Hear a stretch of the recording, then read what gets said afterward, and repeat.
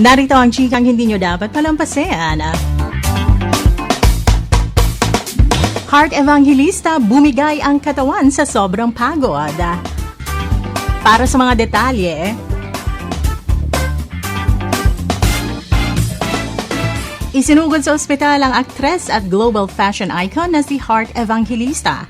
Ito ang inihayag ng kanyang live-in assistant na si Resty Rosella.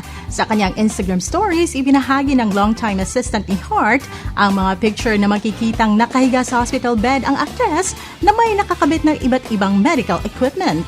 Kasama rin ng kanyang pamilya si Heart Evangelista dahil nakitang nasa tabi niya ang kanyang ina na si Cecilia Ong Pauco at kapatid na si Camille habang naka-confine ito.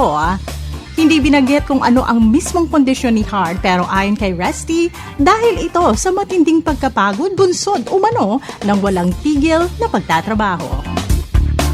At yan na lang muna ating chika ngayon. Ako si Apple Dale sa 105.9 Wild FM. Hala, pag-wild!